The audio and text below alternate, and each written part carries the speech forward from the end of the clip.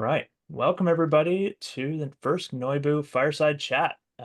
Whether you're joining on Zoom or whether you're joining on LinkedIn, we'll wait for people to filter in. As people join in, feel free to throw kind of where you're from in the chat, whether it's on LinkedIn or in Zoom. I'd love to see where everybody's from. I'm going to type in mine actually right now. I'm up near Toronto, Canada. We've got a bunch of Texans on the line here with us to start today too.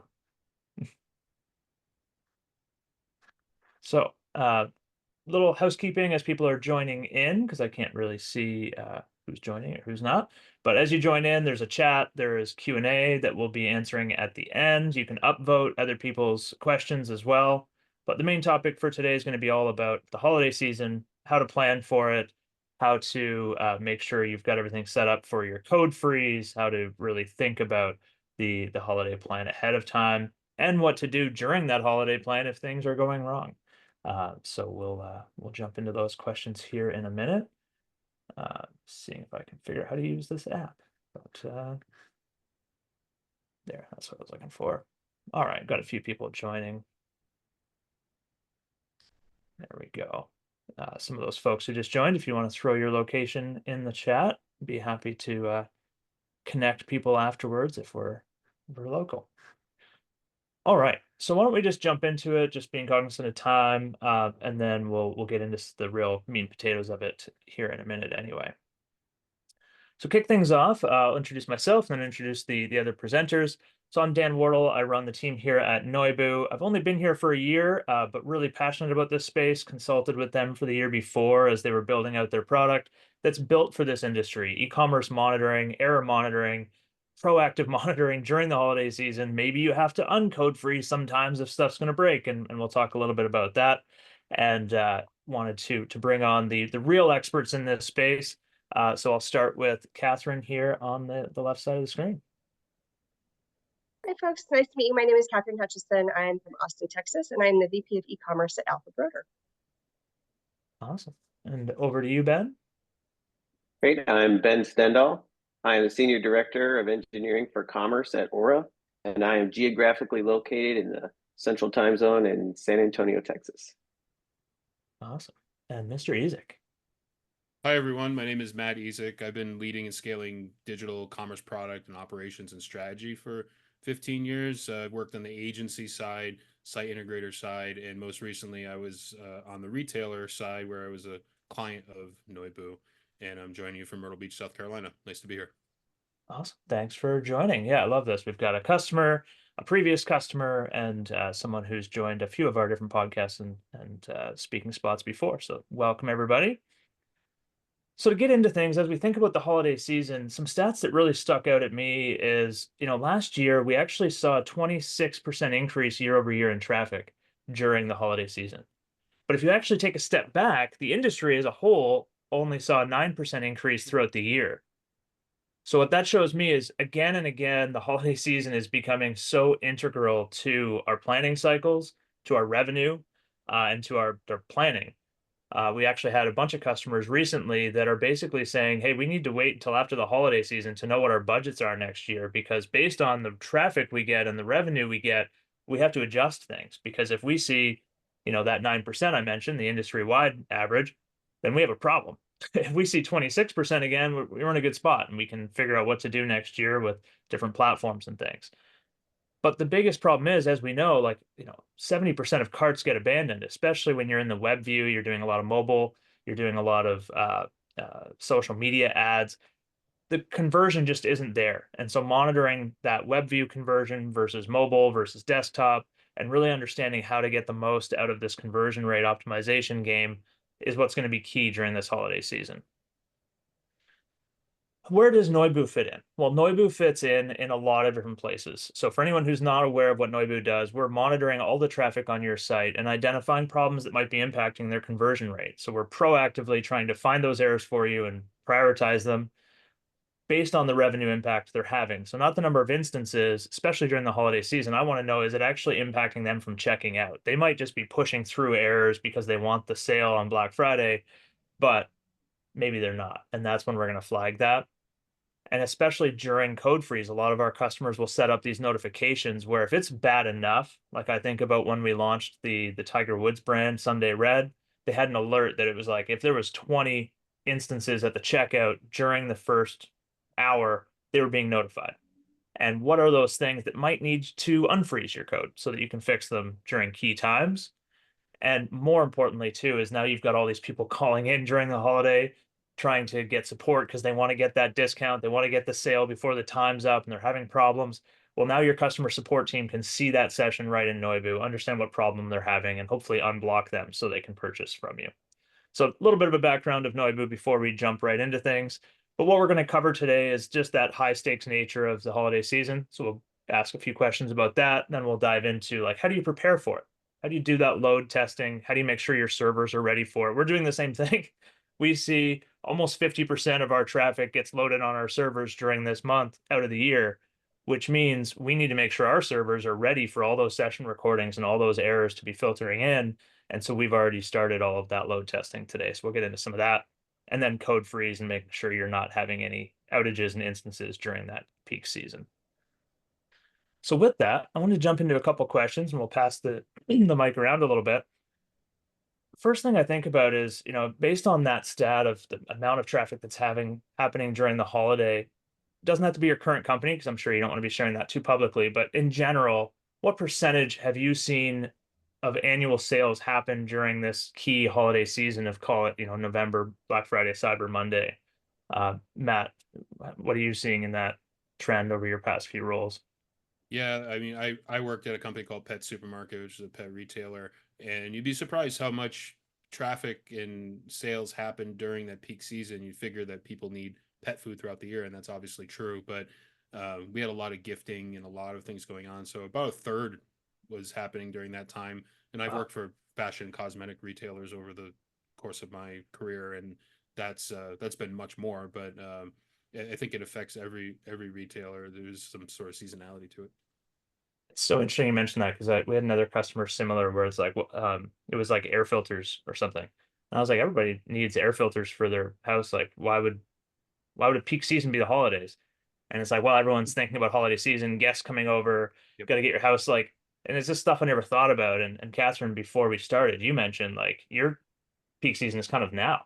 Yeah, so the company I work for now called Alpha Broder, we're North America's leading provider of blank apparel or in principle kind of promotional items. So the mug, the holiday scarf with your company logo on it that's in the employee gift package, yes, 100%. So we sell those products and we're in go time for us because our customers are businesses who are meeting consumer demand in Q4. We're kind of in it's early peak season, but our peak season really starts in August and will extend through, if we're lucky, early mid-November. We have things like 24-hour rush and things to help really extend our selling time for peak season. Maybe relevant, but I've worked in other industries. So early in my career, I managed e-commerce for holiday ordering at Whole Foods Market. And so there you would imagine we would see upwards of 80% of our revenue annually really be captured around the Thanksgiving and Christmas timeframe. I also worked previously for a prescription coupon app. And just like you were saying, for air filters, you don't think of that as being a seasonal business, but when people are filling prescriptions, a lot of times if they've met their deductible or, they're going to want to load up on their healthcare supplies in Q4. So we really would see that peak season kind of demand and impact across every industry I've worked in. Although the tactics and the strategy for capitalizing on that demand really can vary heavily from industry to industry because the buying journey is very different. But from your cholesterol medication to cosmetic prescriptions to holiday turkeys to that in principle mug, you'll see the demand increase. That's kind of a universal truth, at least in my experience for e-commerce in Q4.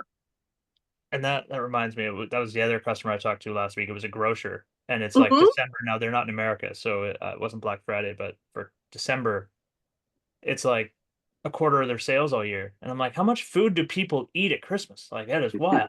Oh, I mean, you've got your Christmas, the Super Bowl, the holiday weekends, because there's the main event, which is the main big turkey dinner or ham dinner or whatever. But then you've got to feed all these extra people in your house for all of these other meals, and people who like to entertain really will spend a lot more, and you want to be present and help them have the best experience that they can, because it's a very emotional buying event for them, and you lose the customer if you can't be there for them for that really big occasion. So I loved that period of time. I multiple times slept in my office, helping to make sure everything, the lights were on, the doors were open, so to speak, on e-commerce for our customers, because it's a really important make or break moment, just not just for the brand, but of course for the customer who wants that time with their family. Amazing. And Yeah. Ben, switching gears a bit, like I know you're new to the company you just joined. What's your expectation this year? Do you think it's going to be even bigger, like the trends we saw from last year? Do you think that's going to continue, or how are you guys planning ahead? We're definitely looking forward to projected, extra loads. One of the things about the health and wellness space is it's an extremely giftable product. So people do tend to not only buy for themselves, but think about others during the holiday season, which invariably sees our demand go up. Additionally, we are FSA and HSA purchasable product, which means that as the end of the year comes, people take a look at their balances and they say, hey, what are some health and wellness benefit products that I can purchase with either the remaining balance I have or something that I want to look forward to in the future to use up those balances. And this is a great product for that. So we have a bunch of these different ways or different ways in which we reach customers, and then ways that they can transact. But it really comes to the confluence of those efforts really is around the holiday season. So we see huge loads.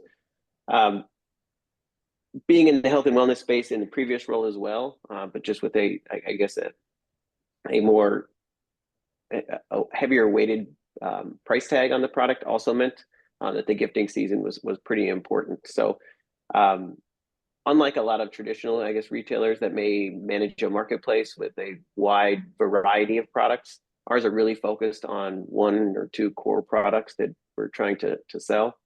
So our demand is probably a little bit more predictable, but it does really center around the calendar Q4 or for us, kind of Q1. Mm-hmm. Yeah, and not to get into specific results, Catherine, but like, are you guys seeing a good increase like you saw last year, or? For our industry, demand post-COVID, we had a huge surge of demand that was kind of pent up. And so this year we're seeing good performance, not like a big surge like we had seen, a couple of years ago post-COVID. So results have been good. We also are noticing some really interesting shifts in kind of end user preferences. Folks are going for a little bit lower price point than maybe they were in previous years. So we're seeing a little bit of a shift from very premium products to maybe a little bit more affordable version of that product. We're also seeing an interesting trend as people, work from home, and athleisure items were very, very popular for the past 2 years in our space because those were really big trends for corporate gifting. And now as people have returned to the office or maybe have done that for a couple of years, we're seeing folks move into different categories of product. Or maybe back to some of their kind of pre-COVID preferences around apparel and things like that. So we haven't seen a huge surge in demand, but we have seen some really interesting shifts in demand that we've been able to tweak our strategy to really capitalize and make sure that we're providing our customers with the best possible kind of product assortment to make the sale to their end user. Mm-hmm. No, that's an interesting insight. Like, I don't think this one's Yeti, but basically people are choosing a normal water bottle instead of the Yeti one this year. Right. Or like we have, I won't say the brand, but a very, very popular, $50 water bottle by a hardware company. Well, we have a really similar product that has a similar performance, similar profile and aesthetic for maybe, $25 or $29. And that's a really appealing kind of trade-off for companies right now, or for our customers, if they're looking to meet the demand, maybe at a lower price point, as folks are just a little timid right now about the macroeconomic situation kind of nationally. Oh, very interesting. So I'm going to switch gears a little bit and get into specific about planning for on the technology side of the holiday peak. But I think that informs some of that decision. And I know, Ben, you had mentioned more of a single product or limited number of products because it's in one industry. But how have you guys kind of prepared for going into this season? Is it get everything in place and be ready for code lockdown, or kind of what processes are you going through as you jump into the role? You're right. There is an element of kind of code lockdown as we look to make sure that we have resilient and fortified infrastructure to support additional load, but we have to prepare for it as well. So we do things like load testing and communication with our critical partners as well. So as a commerce company, or I should say, as a company that produces a product but then also transacts on our own site, we don't do all of the transactions ourselves. Like, we have partners that help us with things like address verification, transaction processing, fraud detection, and they need to be prepared as well, because we reach out to them for live transactions throughout the sale, especially at the point of conversion. And we definitely want the systems to stand up and not only be resilient but be responsive during that time. So that means we need to be able to test with them for the expected load. We need to have alerts, thresholds, and measures in place so that way we can detect these issues if they arise before our customers do, or at the same time, and not rely on them reaching out to us to say that they've had a problem. So we have those thresholds, that alerting, that monitoring in place.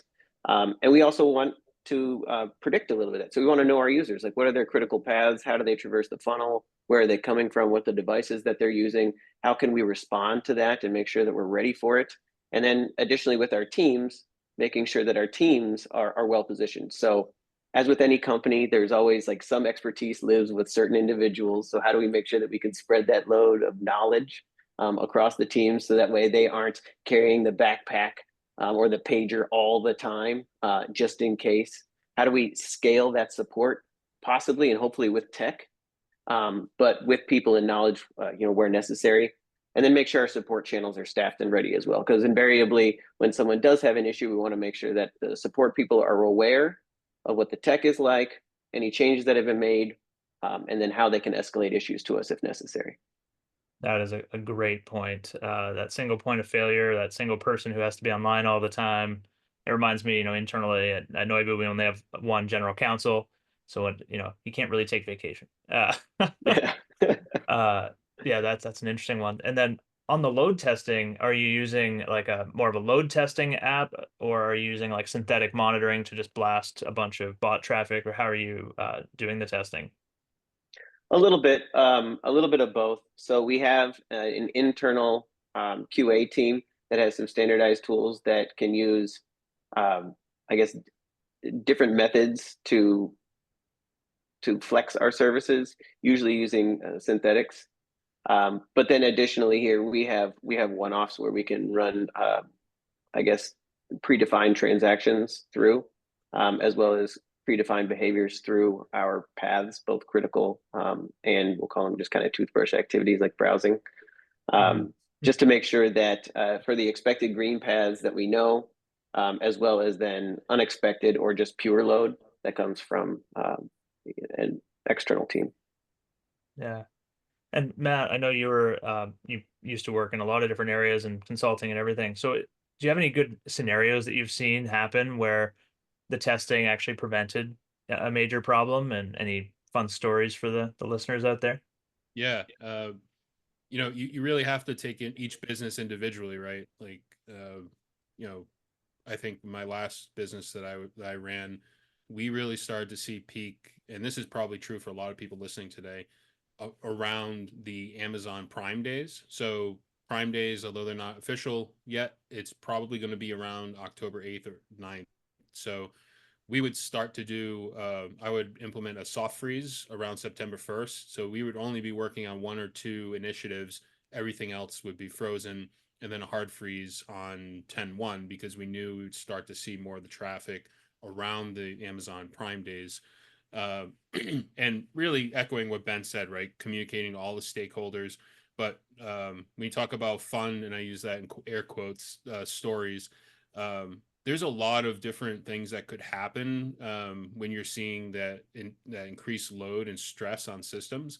I like to do a full code review as well, and it's time consuming and just like load testing. But when you have a lot of volume going to your site, especially like hundreds of millions or even billions of dollars, it's really important because there's so many things that could affect it. And even when you have a tool like Noibu, which catches most of what's out there, there are still certain things that it might not catch.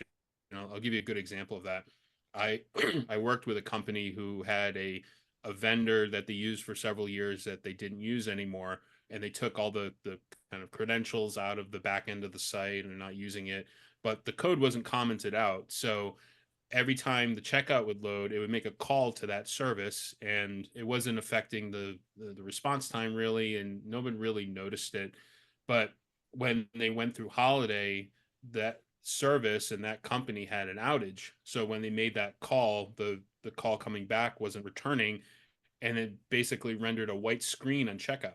Mm. So there's so many different things that could happen like that. You really have to do your due diligence to figure out, like Ben said, communicating to all the stakeholders, but also looking at the code and seeing what is happening behind the scenes, because you never know. And that wasn't caught in load testing either, because I typically would see like a 4x load when we do load testing. And this was just like a real like heavy intense spike, and it also interchanged with an outage with that vendor. So there's all sorts of fun, as you say, stories that I could tell, but you really have to take a holistic view of everything. Yeah. Yeah. I liked what Ben mentioned around like testing the individual third parties. We had a customer that the payment gateway company just all of a sudden seemed to implode, but Yep. then it's not throwing errors back. It's just going nowhere. It's just dead ending, which is even worse. At least with an error code response, you've got something to go on, Right. and just being prepared for that. So I like, Ben, how you mentioned kind of testing individual of those third party. I'm assuming you pick and choose which ones. How do you pick and choose which ones you're really doing the most testing on? Because you can't test all of your third party ahead of time. It's It's it's really, Go ahead. no, I was just gonna say it's really just understanding like what all your critical path for checkout. You really have to stress test everything, right? Every third party. It's you can't pick and choose which ones, because they could all affect the checkout process. And like I mentioned, even things that this company didn't even know was a customer of this company anymore, but the code was still making calls to it. So it gets tricky. Yeah, interesting. And Ben, was it similar for you? Yeah, Did you test them all, or? we do. There are some where we have, I guess, a little less reliance, maybe not direct transaction for every single call. We may cache some of those results. So there's while there's a dependency, the risk might not be quite one-to-one with the load. So we have a little bit of flexibility on some. And then some are also less frequently flexed, like some of the address validation stuff. If it doesn't come back wholly, it's less risk than something like a payment gateway where it just kills the transaction outright. So there are some critical services that have to receive a ton of attention. And then to your point you just made, what are the error scenarios? If it falls over, what do we get? If a timeout happens, do behaviors on the site need to change? Do we need to throw up an alert that we're having payment issues? Is there a threshold with that? Those are the types of situations that often come up once you start seeing the errors.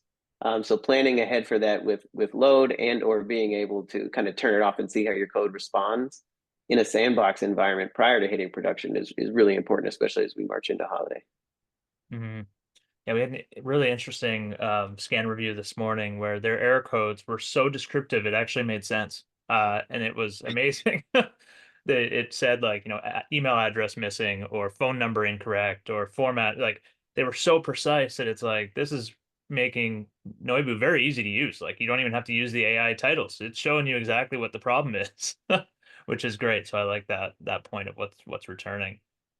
Catherine, on your side, because it's a bit different, you're planning ahead of time. Yeah. Uh, how much load do you like? How do you determine how much load to test with? They mentioned Yeah. about 4x So spikes. at my current company, our load is actually very stable across the year. And a lot of that's due to our marketing mix. We don't do TV ads. We don't do consumer ads. So it's not actually that interesting an answer for my current company. But when I go back, actually, a role, I led marketing and worked with incredibly talented product and IT teams and technology teams at a company called RX Saver. And we had TV. It was a huge part of our marketing mix. And so that's where it was really important for me leading those ad buys, leading the go-to-market, making sure that I was like working with my Ben counterpart or my Matt counterpart. Well, how many impressions are we going to have with our ad buy in a particular month? And how does that correlate to user sessions? And really making sure that not only on the tech side, But in your go-to-market that you are asking, if you're a technology provider, or if you're on the business side like me, that you're providing that reporting to your counterparts. So that would really help inform things like our load testing. Remember, it was my second day on the job there. I walked in and was like, oh, congratulations, you're leading marketing here. We're on TV today. And the whole site went down. And it was the second time that happened. And that was a situation where we had a 7-figure investment in media without the corresponding investment in tooling, technology process team to help support and make that really successful.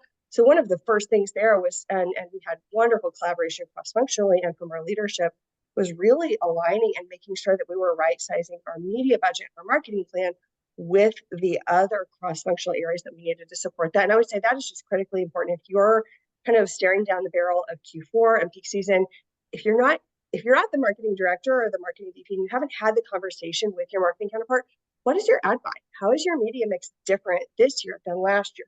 How is it different? Because we had similar, those nights that I spent the night in the office at Whole Foods, we had our Thanksgiving spread on the Today Show.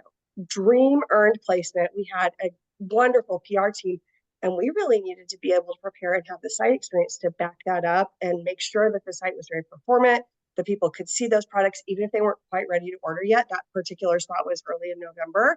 Most people make their buying decision about a week later. But that's one I just can't overstate enough. Like, yes, doing that load testing really matters.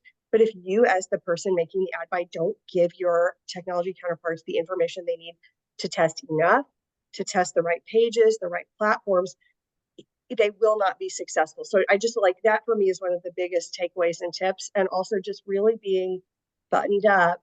A lot of times there's so much focus low in the funnel. We know how many people are on the site, how many people add to cart, how many people purchase, but go up a couple levels. How many people see your ads? How many people click on your ads? What pages are they going to?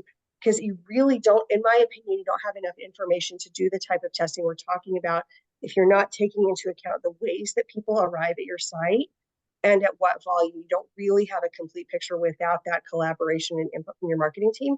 And they may not know what to provide without that kind of direction from a technical counterpart. I didn't earlier in my career. So that's just for me, a really big takeaway of something very actionable. It's not too late to work with your marketing team and shore up that kind of level of preparation. Yeah, know the dates, know the volumes. That's a really interesting 100%. piece. Yeah. We actually had a comment, and I just realized it didn't get posted to all the attendees from David LaRue. At his previous company, they used Noibu to automate support processes and create automated tickets, and hooked it right up to Slack and Jira in conjunction with Datadog and some other monitoring as well. And the interesting thing there is, like, how do you deal with the warning signs that potentially your site's not, you went into code freeze and then all of a sudden what's that warning sign that you're like, what, actually something's not working? Is it support tickets? Is it complaints? Is it drop in conversion rate? Kind of what do you typically look at as that early warning sign? I'll start with Ben. I think this would be a good question for everybody. It's a really good question. And yeah, anytime you see something in the dashboards that says, hey, conversion is dropping, or there's increase in noise in the logs, obviously that draws attention. Those are probably things that I stay focused on daily, but with much more intensity during the holiday season. So if I see something like a drop in conversion rate, one of the first things I'm going to do is then swivel over to our Datadog dashboards to just check system health. First things first, I want to make sure things are up and running as expected, as the way that they report normally. If I detect anomalies there, then there are people that I can engage, teams that I can spin up tickets, I can file, all kinds of things that create different levels of activity, as well as visibility based on how we classify tickets and or alert these things in Slack. So that's one way. It's a little bit manual in that I have to observe something and then take some action. But there are also some additional kind of responsiveness thresholds that we can set that say, hey, we are not responding to critical calls within a threshold window here, and those create automated alerts. So that's a little bit more proactive. I don't have to watch the funnel itself or conversion rates. Those are very helpful. And then also having more than one set of eyes. So not just engineering eyes, not just product eyes, but also having someone like from the marketing side as well, maybe checking to see how things are performing for them, because different symptoms can indicate maybe differences in terms of behavior that are happening within the site that we may not actually be tooled for. So we may be looking at a particular conversion event or a particular type of browsing activity, and it may be the paths in may be different. And an example of that may be something like ads we're running that are outside of a normal ad schedule, that spike a bunch of traffic and dip conversion because it is new discovery traffic. These people are discovering the product for the first time. And we see a dip in conversion because we just had, 70, 80,000 new users show up instantly in a day. And it's not a problem with the site. The site's operating just fine. The channel is operating just fine. It's just that there was a new sense of, or there's a new group interested. And that's all great. So we want to make sure as well that we're not spinning up a bunch of people looking for errors where things are actually operating normally. So I just wanted to give a shout out back to Catherine there in the collaboration between those doing media spend buyers. And then also, I guess another instance here, not to get a little too long-winded, but even critical events, like at the Olympics, there were several times when non-affiliated members of the Olympics were actually wearing Aura rings, which sparked interest in the, hey, what product is that? We didn't purchase that. That wasn't ad spend, but it was on the largest stage. And so we saw increases in traffic and interest that were not part of spend. And we just had to kind of deduce that out based on events happening globally. Super interesting. And Matt, on your end, what do you normally look at as those warning signs?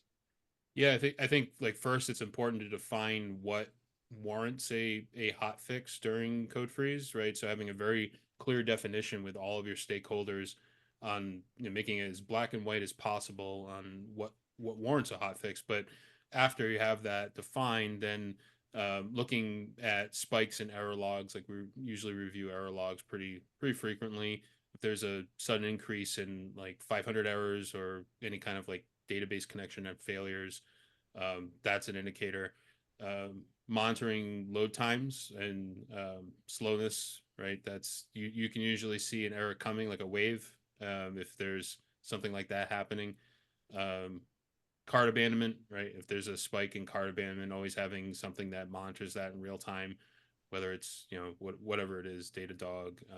There's a million different things to do that there. Any kind of broken functionality, right? And it's not always technical, right? It could be something with your product filtering or search or because remember, like a lot of times during code freeze, your merchandising and marketing teams are still pushing data to the site that could cause issues, right, with abandonment as well. Payment failures, setting up monitoring for that, and something like Datadog. My favorite thing to look at is user complaints, right? Having a tool that really gives users a good way to give feedback to the business, right? They're not always going to call. They're, usually they're just going to drop and go shop somewhere else. But if you have a really easy way to do that, then you can get a lot of insights and see things happening usually before they become a big problem, which is really important.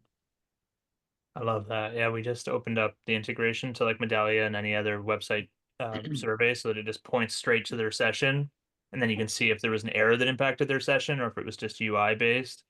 We had one the other day, a customer couldn't figure out, it wasn't technical, there was no error code. And when we reviewed it with them and why this group of users was having lower conversion, it's that they had a banner at the top that said like, discount 20%. And it didn't say click here, but it looked like they should click there and it wasn't clickable. And it was just plummeting the conversion on the users that were trying to access that. So yeah, it's a great example of things that get flagged. Sorry, Catherine, I think you were going to chime in there too. No, What you look I for? think everything Ben and Matt have said, I agree with. And rather than add more detail there, I want to kind of double click on, I think you just mentioned, remember, if you set a code freeze for your IT team, that may not be enough. Making sure that you're working cross-functionally with other leaders. So on your marketing team, on merchandising, or if you have at Alpha Rotor, we have digital merchandising that rolls up into my group. So we can really keep a closer eye on the impact of things like category changes, product images, product descriptions. Those, they're not code changes, but they are changes to the customer experience And it's really important to have it, just like you have a point of view about what's a soft freeze versus a hard freeze, what type of issue warrants a hot fix. You need to have those same conversations with your merchandise, your marketing counterparts. Like, maybe it's not the right time to make a huge banner change during this period. Or maybe it is. Maybe you really want to lean in and use this extra traffic as an opportunity to run more multivariate tests so that you can juice conversion. That's something that is not a unilateral decision. That's a decision that ideally you have a code freeze or the concept of that for each of the functional groups that contributes to the customer experience on your website, so that way, when something goes wrong, if your engineering and your customer service team have a really tight connection and customer service is feeding them feedback that isn't about them, the worst case scenario is your engineering team says, well, not an engineering problem, and it goes in the trash. You want the feedback to actually reach the right teams that are changing that customer experience. So I really strongly encourage, in February through March, April, when it's not peak season, that's the time to actually establish those types of connections, processes, infrastructure that then you use during Q3 and Q4. And then the other thing I love, Matt, your thing, I just want to amplify the idea that you do like the shop the site. We call it walk the wall. We invite marketing, customer service. We have a sales force, members of our sales team. We do that 4 times a year. And we often will have an engineer or a technical stakeholder participate on equal footing with everyone else. But that contributes a great deal to our roadmap and gives a chance for that kind of cross-functional discussion about, oh, well, who controls that area of the experience? Where does that live? You get much stronger feedback because people don't mind calling someone else's baby ugly. And that's actually incredibly valuable, for the team. So that would be my ad, is just making sure code freeze is not just a technical exercise. It's a customer experience exercise that needs to be kind of collaborated by every leader in the org so that the teams understand who's doing what. And sometimes it doesn't make sense. Like I said, A/B testing, that can be your most, your best time because you've got the most traffic. As long as the testing, everyone knows what the stakes are, what's our rollback if we see a bad event. As long as you have those decisions, you can really add a lot of value by not freezing certain functions. You just need to be really transparent about that across the organization. Yeah, that's really interesting. The thing I got thinking about in there is, like, we kind of jumped to my next question. So you already answered a bunch of it, Matt, around how do you define the SLAs for what is a hot fix versus what's not. But I also think, let's like zoom out even a little bit, the SLAs around, what can be changed on the site versus not. Like, what is part of the code freeze? And so, Ben, like, what has your been experience on that around, is there allowed to be large UI changes during a code freeze, even though technically it's not code? That's a good point. There's plenty of pliability in those hinges. I think when it comes to code freeze, I just take a look at the goal of the code freeze is to produce some stability and de-risk. We just know there's a lot of load and users with high intent during the holiday season, and so that's why we tend to code freeze. But if at any point we lose that stability or we see something that increases risk, then now it's time to make a decision. Do we add code, change code, which is a somewhat risky behavior or activity, to then again de-risk what we see as a problem? Then that's a judgment call we have to make and say, okay, it's worth the risk to add new code here because the risk of doing nothing is a bigger problem. So that's really just kind of like the top line decision making when I think about when to put new code in versus not. In terms of aesthetics, I know that a lot of people, I shouldn't just say aesthetics, there's a lot of times you want to change behavior. So things like, if I take a look at the holiday season, there's going to be shoppers that are early and well prepared, and you want to be able to produce options for them that may be for like delayed shipping or some sort of behavior later on. Similarly, all the way through holiday, you may have the last minute shoppers and you want to cater differently to those people, where you have things like urgent delivery or gifting options that are last minute. You may want to highlight and provide different functionality or different options as a highlighted path for those users. And so I think as a holiday strategy, you need to have some flexibility, planned and unplanned, in order to both accommodate those individuals as well as respond to events But if I look at code freeze, it really is just a risk mitigation event rather than it is a hard rule just saying like, we don't change code. We don't change anything during these periods. Interesting. And do you have specific metrics that's like, or is it just a committee based where it's like, okay, if we're seeing a conversion rate drop by X, then we'll entertain changes. Or if we see this pending doom of like an outage of some kind, then is there like a specific KPI that you're like, okay, this is actually worth having a discussion about with a committee? There are anything that touches conversion rate. If we see, I guess anything above, a single percentage dip, there's going to be alarm bells that go off. So it will be more than me just making the call. Obviously, there's an executive team that is concerned, as well as sales channel and support channels. So I won't make the decision unilaterally, although I will have a lot of intuition. Whereas if it's a functional break or a blocking function, we need to make a change, and I will suggest that and propose that up. Usually, that type of advice is listened to. But then there will be maybe some softer areas where some behavior elsewhere, like a particular deal or sale or something like that, there may be some softness in uptake there, and they want to do some tweaking and changes, and that will be much more of a, hey, let's talk about it and see if there's a path forward that we want to introduce some changes, maybe a new deal type or changing percentages or something like that.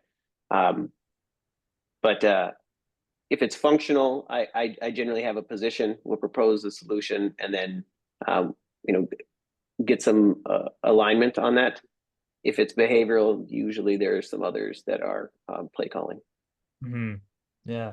And David just brought an interesting point here too, is like as monitoring gets better and better, if you have tools like Noibu in place, is there still a case to actually have a blackout period of November 15th through New Year's? And is that the way you guys still run, or do you have more chunked blackout periods where you're trying to, limit code changes during this specific week? Matt, since you answered Dave's last question, what are your thoughts there? I think yes, because especially for businesses, like I think Catherine, you mentioned 80%, or Yes. you work for businesses that were 80% of your revenue.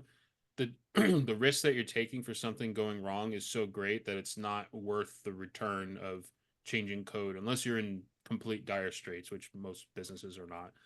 So I would think yes. Yeah, I think that's really subjective. Like I said, at Alphabet today, we don't do a code freeze because we found that like culturally, we trust our engineers. We have good I'm knocking on everything wood around me, by the way, as I say this, but to Ben's point, it's a risk mitigation strategy. And for us, the risk of actually accruing more tech debt, not optimizing the user experience, about sending the message to our engineers that we don't trust their quality processes, that's not worth it to me. Like we do a lot of really strong work in Q4 that helps add value for us during a very important time of year.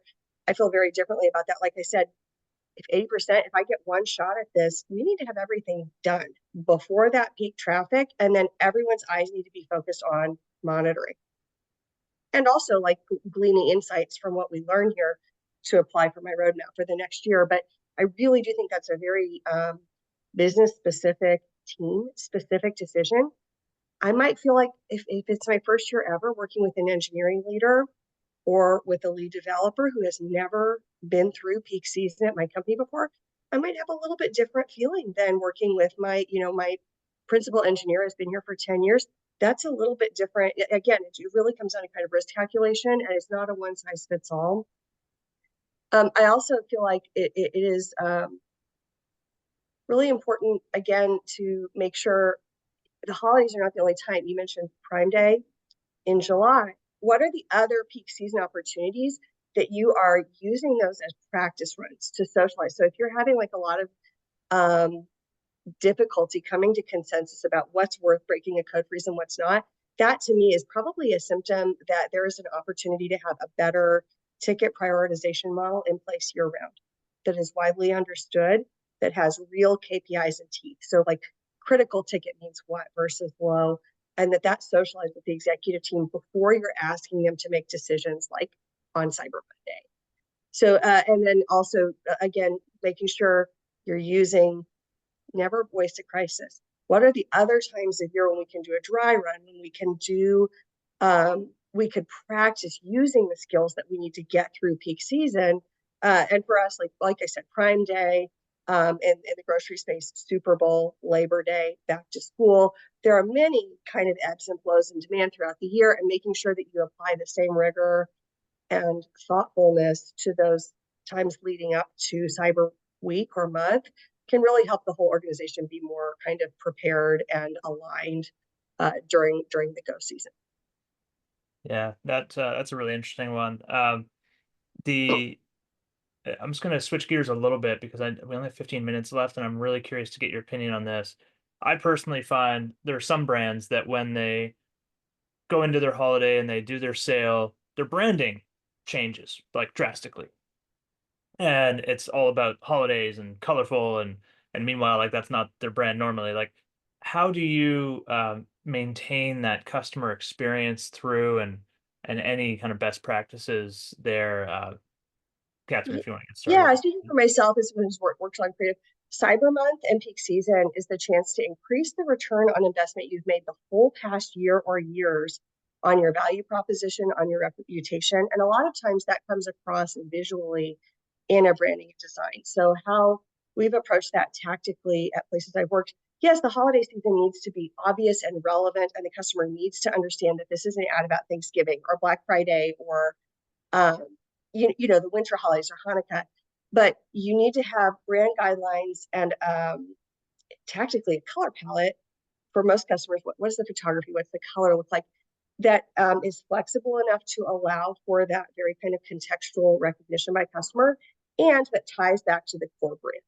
Because like I said, you've worked so hard all year, and particularly during low buying seasons, that's when you're doing your charitable activations, your giveaways, your engagement advertising with those core brand colors and assets, or it also extends to UI UX. You want to have the same kind of interaction, design, and thinking all year round, and then that might be amplified or modified very strategically so that customers recognize contextually, oh, this is for the holidays. This giveaway is a little different, or this is about Christmas. You need to have that kind of flexibility, but you really do want to have your visual brand design, your UI UX design library buttoned up and utilizing those same assets so that the customer does recognize where that's coming from. And then if something goes south, your engineering team isn't reinventing the wheel. They're going back to the like your front end engineers will appreciate going back to the assets that they worked with, designed before. So we're not doing a bunch of work from scratch. That's a great point. Is like when it's just some branding, that's one thing. But if you're actually redesigning the flow and the menus and things for a holiday sale, it's very jarring. And I just had that experience with a brand that does those like mobile battery pack things for camping. And I clicked on one of their ads and it took me down through a completely different customer journey than their website does. And so when I went back to their website, I couldn't find that product again because it was a Yep. different flow somehow. I don't even know how they built it. It was quite frustrating. Whereas Matt, I think your previous employer, like at Pet Supermarket, it was nice. It was still the branding, but maybe it had some like holly hanging off the corner. Like it was still your core brand. And so, how did you guys deal with it there, or any of your previous companies? Yeah, we wanted to make sure that we had a pretty tight hand holding with marketing to make sure that brand voice and image is all congruent with what our customers are used to seeing. If we're going to do like a big redesign, we don't really do it during holiday. We do it before then, so our customers get used to it because we had a lot of repeat customers. You're buying consumables, but outside of that, a lot of things with holiday prep that need to be focused on are the customer journey, right? Making sure that you're, like I mentioned in the chat, doing a shop the site exercise. The nav is user friendly. Reviewing your search logic. Like I could spend a whole day just on that, to making sure that when customers are searching for things that they want, they're actually getting the results that they expect, or maybe they're getting more than that. We're surprising them. How optimized is the experience on mobile? How optimized is the personalization, right? There's a checklist that I really build to kind of go through, and it's unique for every retailer or brand I work with. And Ben, you're in a bit of a different situation where it's not a consumable. At least it shouldn't be. Most people are using it wrong. So how important is that keeping the brand experience the exact same for, over the next couple of years, as opposed to trying to win over new customer segments that maybe aren't familiar with Aura before, and, different tactics that way? It's true. We have different language and kind of different tones set up for especially different international markets where the expectations of the users are different. Um, I'm lucky enough to have come on board at Aura at a time when there was already I don't want to call it a rebranding, but a redesign of the site. And so the site is pretty stable, and the brand look, feel, aesthetics, and messaging is pretty stable.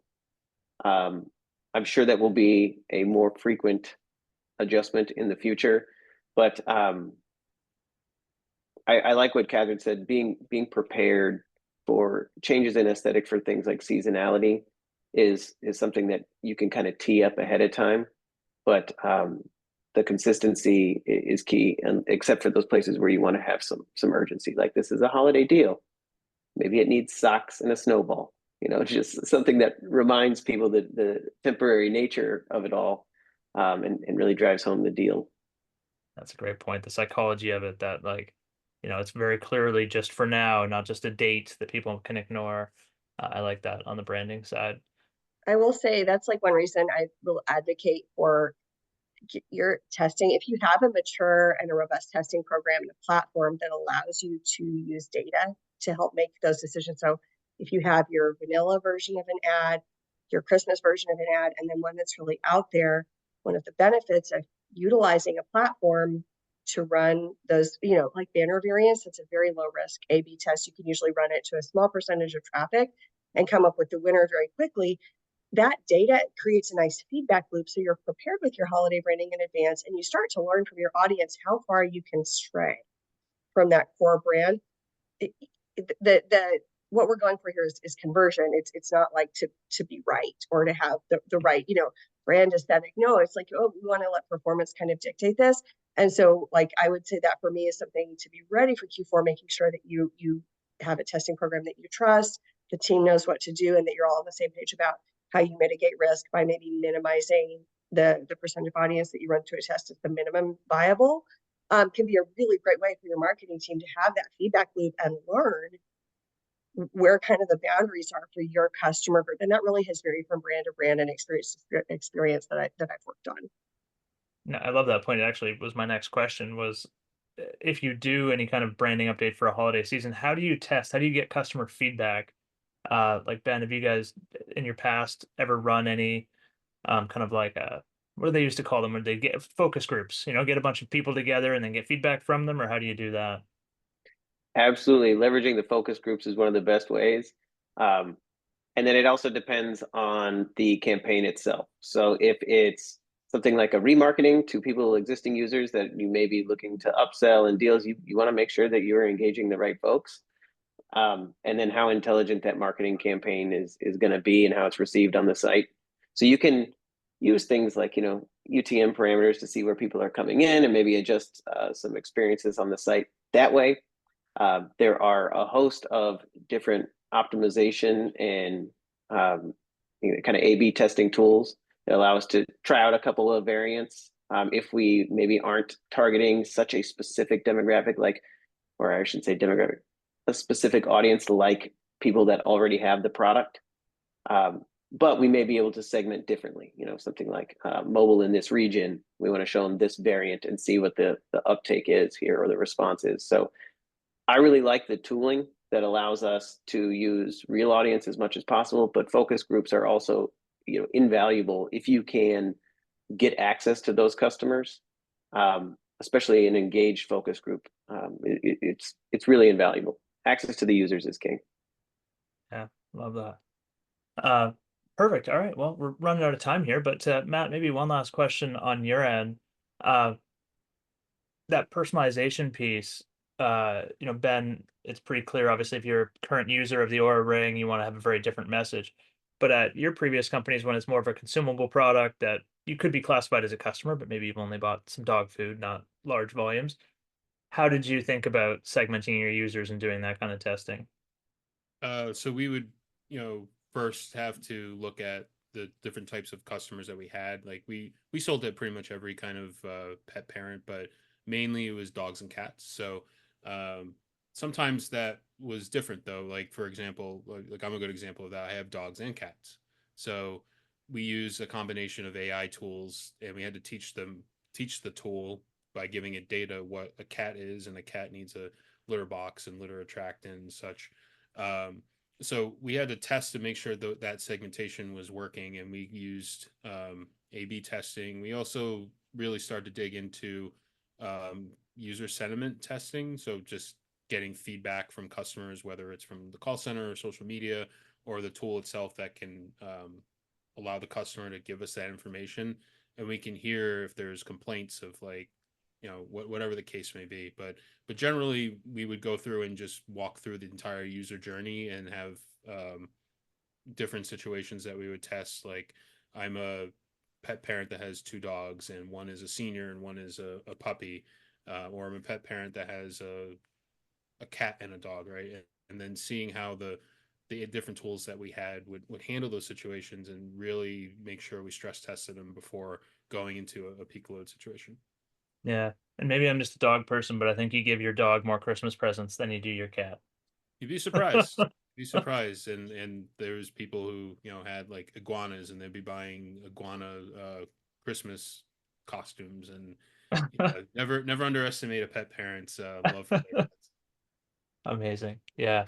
No, that's very interesting. And what that always just gets in the back of my head too, as you're testing out those different scenarios, now you just have more potential problems as you're personalizing the funnel and personalizing the audience and getting into I know, Matt, you and I were at that Salesforce conference, and hearing about all the personalization using AI and like knowing who that person is, and so putting them through a different buyer's path and lots of potential, and even auto generating images and description and all of that that just introduces more potential risk. And to Ben's point earlier, you need to know which endpoints you really want to be testing for the load testing before these key periods, because a lot of this stuff is new, and you really want to make sure you remember all of those different points that you're pointing to. Even Matt, your example where you had actually stopped using it, but the code was still there, and it ended up hitting it. So lots of good learnings. I know we're running up on time here, so do a quick recap for everyone. If there is any other questions, feel free to pop them in the chat as we finish up here. There it is. But just wanted to kind of recap what we talked about. Obviously, we really want to think about properly defining those SLAs. So all 3 panelists mentioned, you know, we call it a code freeze. It's probably not the right term anymore, but we need to have really clear expectations of like, when will we maybe edit some things if we're seeing a drop, or if we're not seeing a huge increase like we expected. Like we just did a 25% off sale and our conversion rate stayed the same. Like that's probably something we should look at. So it can't be this strict SLA where, you know, obviously if it's 1 point drop in conversion, we're all going to jump on it. But it could also be that we're not seeing an increase in conversion, or we're not seeing an increase in traffic, or you know, our performance monitoring dashboard shows that our load time is low, or images aren't appearing as fast, or all of a sudden the marketing team changed a bunch of images because they wanted to put some branding on it and some holiday images, and they're not responding or they're not loading fast. And you've got to really dive into that. So loved that piece of the discussion.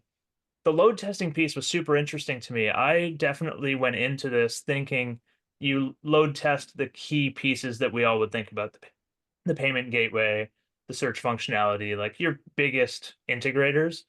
But what we kind of learned from the panelists is you should probably actually test all of them. And yes, you might lean more towards like, okay, the risk of that one is maybe the, you know, the address being auto-populated. The risk isn't as high, so I won't keep it as a high of a bar, but we still want to test it. So that was interesting. And then the customer experience, I think it sounded a bit more fluid too, but it's the key there is the branding can change slightly, but your customer experience shouldn't go completely out the window and try something new just because it's the holidays. We know what these conversion rates are, and like Catherine mentioned, it's all about optimizing for conversion rate, not optimizing for being right. And so do the testing and follow what the data shows. So thank you, everybody. This has been great. And if anyone has any questions for me or the panelists, I'm sure we'd all be happy to connect on LinkedIn. And thank you so much, Matt, Ben, and Catherine, for coming today. Thank you Awesome. for having me. Thanks so much. Bye all. See everybody.